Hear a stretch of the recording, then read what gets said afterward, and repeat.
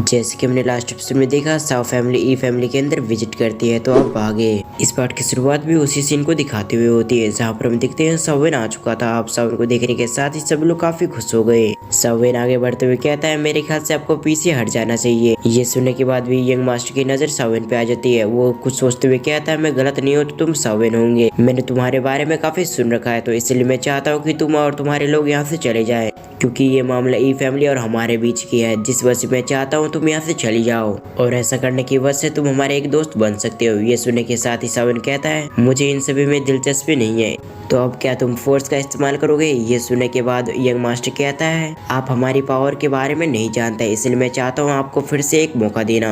लेकिन इससे पहले उसके सब पूरे होते उससे पहले सावन ने फिर से उसके ऑफर को रिजेक्ट कर दिया, जिस वजह से उस यंग मास्टर को तो फिर से एक बार और गुस्सा आ गया। इसलिए वो कहता है, अगर आप पीछे नहीं हटना चाहते हो तो यही सही, लेकिन मैं आपको बता दूं, जब मैं अगली बार आऊंगा तो ई फैमिली को पूरी तरह से डिस्ट्रॉय कर दूंगा, और उस समय आप भी ई फैमिली को प्रोटेक्ट नहीं कर पाएंगे। क्योंकि यंग मास्टर भले ही काफी गुस्से में हो, लेकिन उसे ये पता था कि सावर और उसके पीछे जो दो डॉज होंगे वो कितने पावरफुल है। दूसरी तरफ हम सावर क्लैन के मेंबर्स को देखते हैं, जिन्हें काफी गुस्सा आ चुका था, इसलिए वो आगे बढ़ने के साथ ही अपनी एनर्जी को रिलीज कर देते हैं। लेकिन जैसे उन सभी की एनर्जी रिलीज हुई थी, उस समय वहाँ पर लिटिल फेरी डॉक्टर और टियानचुन आ जाते हैं आगे, और वो दोनों सावन के बाजू में टेलीपोर्ट होने के साथ ही उन सभी के ओरे को सप्रेस कर देते हैं। अब माहौल को फिर से एक बार और गर्म होते हुए देख यंग मास्टर एक बार फिर से बीच में कूदता है, और इसके साथ ही वो कहता है, मैंने यंग मास्टर सावन के बारे में कुछ अफवाह सुनी है कि उन्हें कुछ एल्केमी भी आती है, तो ये अफवाह क्या सही है? ये सुनने के साथ ही सावन भी अपने सर को हाँ में हिला देता है। इधर यंग मास्टर तो ये देखने के बाद काफी खुश हो गया था। इसके साथ ही वो सावन से कहता है कि जैसे कि आपको भी एल्केमी आती है और मुझे भी,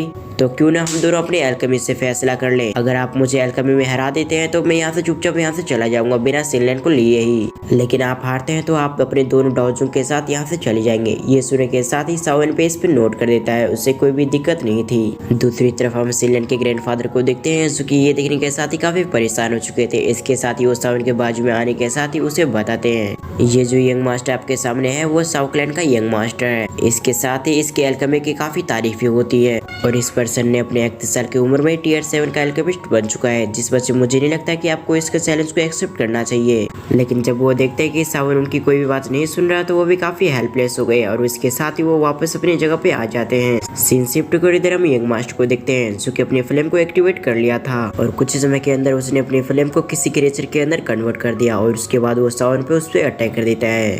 इधर हम उस क्रिएचर को देखते हैं, जो कि रोर करते हुए लगातार सावन की ओर बढ़ रहा था। ये चीज देखने के साथ ही सावन के चेहरे पे स्माइल आ चुकी थी, और अगले पल उसने अपने हाथों के अंदर वहाँ पर ग्रीन फ्लेम लेके आ गया। अब उस ग्लेस फ्लेम को देखने के साथ ही उसके चेहरे पे स्माइल आ चुकी थी। इसके साथ ही वो यंग मास्टर कहता है, लगता है वो अफवाह सही थी कि आपके पास हेवनली फ्लेम है, लेकिन फिर भी आप मेरे 2 फ्लेम का सामना नहीं कर सकते। ये कहने के साथ ही उसने वहाँ पर एक और फ्लेम लेके आ गया। अब इन तीनों में लगातार लड़ाई होने लगती है। इसके साथ ही हम देखते हैं सावन का वुल्फ धीरे धीरे करके कमजोर पड़ रहा था। ये चीज देखने के साथ ही साव फैमिली के लोग काफी खुश हो गए थे। इसके साथ ही हम यंग मास्टर को भी देखते हैं, जिसके चेहरे पे स्माइल आ चुकी थी। भले उसके चेहरे पे स्माइल हो, लेकिन अंदर से उसे धीरे धीरे करके दर्द हो रहा था। इसके साथ ही वो अपने मन में कहता है, मुझे जल्द से जल्द इस लड़ाई को खत्म करना होगा, क्योंकि अगर ऐसा चलता रहा तो मेरी स्पिरिचुअल पावर बहुत जल्दी लॉस हो जाएगी। ये कहने के साथ ही उसने अपनी मूव्स को और भी फास्ट कर दिया, ताकि वो सावन के वुल्फ को जल्द से जल्द हरा सके। अब दूसरी तरफ हम सावन को देखते हैं, जो कि समझ चुका था कि उसकी हालत खराब हो रही है, इसीलिए वो जल्द से जल्द इस मैच को खत्म करना चाहता है। ये सोचने के साथ ही उसके चेहरे पे स्माइल आ चुकी थी। इसके अलावा हम देखते हैं उसने अपनी ग्लेस फ्लेम की पावर को और भी इंक्रीज कर दिया, जिस वजह से उसके ग्लेस फ्लेम के वुल्फ में और भी ताकत आ जाती है, और इसके साथ ही उन दोनों बीस्ट से लड़ने लगती है।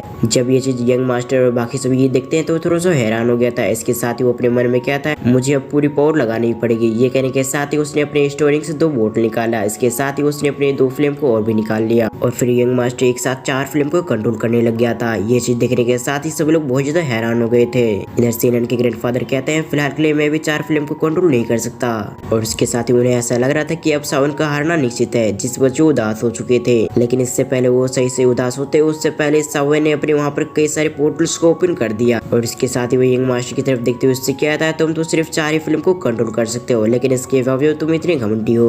सावन के इतने कहने के साथ ही वहाँ पर कई सारे बीस्ट आ चुके थे, जो कि अलग अलग तरीके की फिल्म से बनी हुई थी। जब ये नजारा सभी लोग देखते हैं तो वो सभी बहुत ज्यादा सरप्राइज हो गए थे। इसके साथ ही वो कहता है, टोटल 11 फिल्म्स, यहाँ तक कि साव फैमिली का यंग मास्टर भी बहुत ज्यादा हैरान हो गया था। इसके साथ ही वो सावन से कहता है, भले तुम 11 फिल्म्स को कंट्रोल करते हो, लेकिन फिर भी तुम मुझे नहीं हरा पाओगे। ये कहने के साथ ही उसने अपनी बच्ची को चीजों से अपने बीस्ट को और भी पावरफुल बना दिया। इसके साथ ही वो सावन की तरफ इशारा करता है और कहता है गो। उसके इतना कहने के साथ ही उसके चारों बीस्ट काफी तेज से सावन की बीस्ट की तरफ जाने लग गए थे। इधर सावन ने भी अपने 11 फ्लेम से उसके बीस्ट पे अटैक कर दिया। जब वो सभी बीस्ट आपस में कोलाइड होते हैं तो वहाँ पर एक बहुत बड़ा धमाका होता है। जब वहाँ का धूल उड़ती है तो हमें पता चलता है यहाँ पर सावन ने जीत लिया है। और इसके साथ ही दूसरी तरफ यंग मास्टर की कंडीशन और भी खराब हो गई थी। ये देखने के साथ ही साव फैमिली के 2 एल्डर सामने आते हैं और अपने यंग मास्टर को पकड़ लेते हैं। उस यंग मास्टर को विश्वास नहीं हो रहा था कि वो हार चुका है, लेकिन फिर भी वो जाते हुए सावन से कहता है कि तुम जीत चुके हो, जिस वजह से मैं अपने वादे को पूरा करते हुए यहाँ से जा रहा हूँ। लेकिन ये कहने के साथ ही वो पीछे पलटता है। इसके साथ ही वो सावन से कहता है कि तुम ये मत सोच रहे कि तुम मुझे यहाँ पर हरा दिए हो तो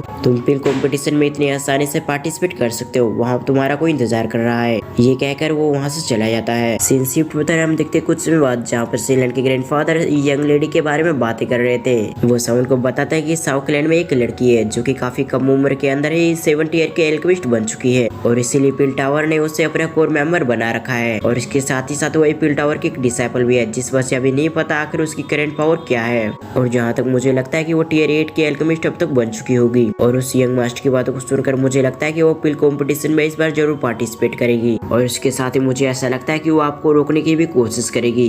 इस वजह से जितना हो सके उस लेडी से सावधान रहिएगा। और कुछ में ऐसे डिस्कस करने के बाद सावन कहता है अब मैं चलता हूँ अपनी प्रैक्टिस को करने के लिए, क्योंकि अभी भी मेरे पास 1 महीना बचा हुआ है। ये कहने के साथ ही सावन वहाँ से चला गया था।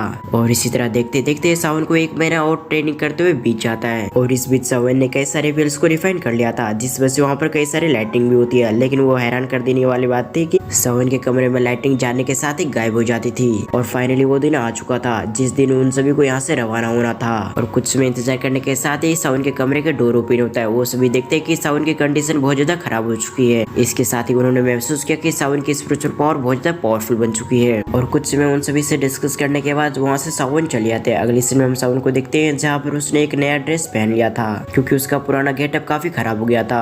और कुछ दिनों बाद हम देखते हैं जहाँ पर वो सभी पिल टावर के सामने आ चुके थे। जब सावन पिल टावर को देखता है तो वो पूरी तरह से हैरान हो गया था, क्योंकि सामने का नजारा बहुत ज्यादा खूबसूरत होता है। सावन सामने के नजारे को देखते हुए कहता है ये सचमुच बहुत ज्यादा ब्यूटीफुल है। सावन के वर्ड को सुनने के साथ ही सीलन के ग्रैंडफादर भी इस पे सहमति जताते हुए कहते हैं बिल्कुल। इसके साथ ही अभी हमें होली पिल सिटी के अंदर, आपको ये होली सिटी अभी के समय शांत नजर आ रहा होगा, लेकिन जब ये कंपटीशन शुरू होगी तो यहाँ पर बहुत ज्यादा एल्केमिस्ट आएंगे और तब यहाँ पर पैर रखने की भी जगह नहीं होगी।